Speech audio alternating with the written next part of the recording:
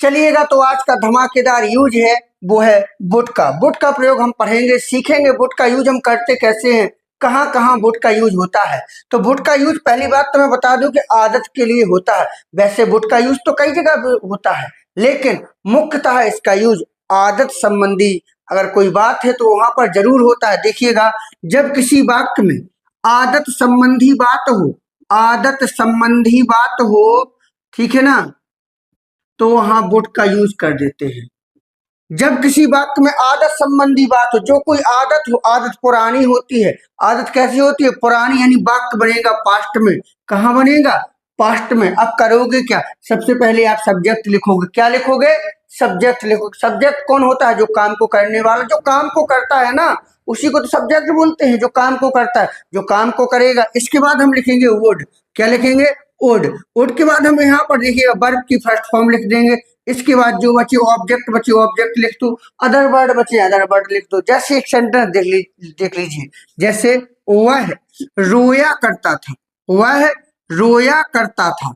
ठीक है, अब देखिएगा यहाँ पर आदत है, आदत संबंधी बात है, वह रोया करता था। या पहचान में हम लिख सकते हैं किया करता था। किया, वाक्य के अंत में क्या आ जाएगा? किया करता था। समझना अच्छे से, ठीक है। जब किसी वाक्य में कोई आदत संबंधी बात हो, अगर आप पता नहीं कर पा रहे हो कि वाक्य में आदत है या नहीं है, तो आपको पहचान मिलेगी या करता था। वाक्य के अंत में क्या मिलेगा आपको? या करता था। तो देखो यहाँ या करता था मिला ना। तो अब देखिएगा, तो इसको हम बनाएंगे कैसे? वह की अंग्रेजी हम क्या लिखेंगे? ही। क्या लिखेंगे? ही। और इसके बाद हम लिखेंगे वुड, ही वुड। और रोना यानी कि बी, वह रोया करता था। यहाँ हम यूज टू का भी यूज कर सकते हैं, यूज टू का, ही यूज टू बी, ऐसे भी बना सकते हैं। लेकिन यहाँ पर हम वुड का प्रयोग भी कर सकते हैं। जैसे मैं रात में हंसा करता था, मैं रात में हंसा करता था। ये भी आदत है। रात में हंसा करता था, सब कोई सो जाता था और मैं हंसता था, हा हा हा हा, ऐसे। मैं रात में हंसा करता था। आई वुड, वो हंसना क्या होता है? Laugh. I would laugh in the night, I would laugh in the night. अब देखिए ना, एक एक चीज को देखिए। आई यानी मैं, अब या करता था आया, वुड। हंसना क्या होता है? लाफ। हंसना क्या होता है? लाफ। रात में in the night, I would laugh in the night, मैं रात में हंसा करता था। वह बचपन में धूम्रपान किया करता था, वह धूम्रपान किया करता था, वह धूम्रपान किया करता था, धूम्रपान किया करता था। ये आदत थी, आदत थी उसकी धूम्रपान। वह धूम्रपान किया करता था, और सिगरेट स्मोकिंग किया करता था। अब देखिएगा कैसे बना लोगे? ही। अब या करता है, क्या आया? या करता था आया, क्या लगा दोगे? बोलिए ना, क्या लगा दोगे? वुड लगाओगे ना? क्या लगाओगे? वुड। तो मैंने लगा दिया would, he would, he would. अब धूम्रपान करना स्मोक हो जाएगा। क्या हो जाएगा? स्मोक। ही वुड स्मोक, वह धूम्रपान किया कर। इसका दूसरा स्टेप तो देख लो। इसका दूसरा स्टेप इस और दूसरी तरीका से क्या बनाएंगे, देखिएगा। एक बात मैं आपको बता दूं कि जब इसी वाक्य में अगर दिया जाए कि वो दिन चले गए, क्या आ जाए? वो दिन चले गए, वो दिन चले गए। अगर ऐसे वाक्य में जोड़ दिया जाए वो दिन चले गए, इसकी अंग्रेजी आप क्या बनाओगे? Gone are the days, gone are the days, वो दिन चले गए। Gone are the days, gone are the days, वो दिन चले गए। ऐसे ही बनाओगे ना, ऐसे बनाना पड़ेगा भैया। गोन आर द डेज, वो दिन चले गए। अब देखो, वो दिन चले गए, तो अब आगे आप कैसे बनाओगे? जैसे एक सेंटेंस में देख लो, वो दिन चले गए, वो दिन चले गए जब जब तुम जब तुम पढ़ा करते थे। अब कहाँ पढ़ते हो? अब नहीं पढ़ रहे हो। वो दिन चले गए जब तुम पढ़ा करते थे, वो दिन चले गए जब तुम पढ़ा करते थे। तो वो दिन चले गए, इसकी अंग्रेजी क्या बना लोगे? Gone are the days. क्या बना लोगे? Gone are the days. मेरे साथ बोलिए ना, गॉन आर द डेज, वो दिन चले गए, गॉन आर द डेज। आप भी बोलिएगा, gone are the days, gone are the days, वो दिन चले गए, गॉन आर द डेज। और जबकि अंग्रेजी क्या बना लोगे? When. Gone are the days, when. Gone are the days, when तुम पढ़ा करते थे। तुम की अंग्रेजी क्या हो जाएगी? यू। और वुड, यू वुड रीड। क्या हो जाएगा? You would read. वो दिन चले गए जब तुम पढ़ा कर, gone are the days when you would read, जब तुम पढ़ा करते थे, जब तुम पढ़ा करते थे। अब इसको मैं थोड़ा साफ कर दूं, ऊपर लिख रहा हूं अभी कुछ सेंटेंस और जो आपको बेहतरीन से बेहतरीन लगने वाले हैं, ठीक है ना। और मैं आपको बता दूं, एक एक चीज आपको पढ़ना ही नहीं है, इसको बोलो, अपने दैनिक जीवन में लाओ, डेली लाइफ में लाओ, रूटीन में लाइए। जब आप उसको रूटीन में लाएंगे ना, कभी जीवन में भूलेंगे ही नहीं। वो दिन चले गए जब तुम भूला करते थे, अब नहीं भूलोगे, भुलाने से भी नहीं भूलोगे। जैसे वो दिन चले गए, वो दिन चले गए, वो दिन चले गए जब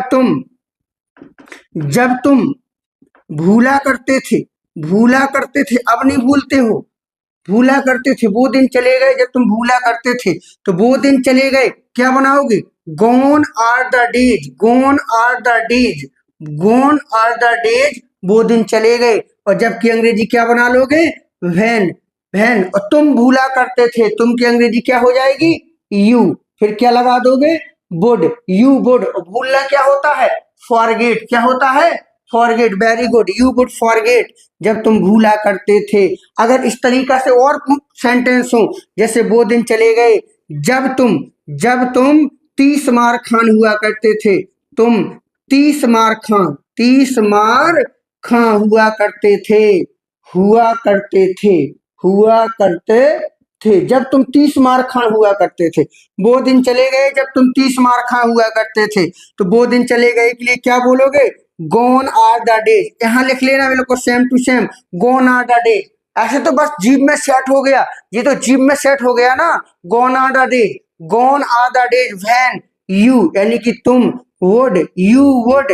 अब होना क्या होता है? We, you would be, you would be. 30 मार खां प्रॉपर नाउन है, आप लिख लो यहां पर 30 मार खान, 30 मार खां, ठीक है। यू वुड बी 30 मार खां। वो दिन चले गए जब तुम किले की तोप हुआ करते थे, वो दिन चले गए जब तुम चौधरी हुआ करते थे, वो दिन चले गए।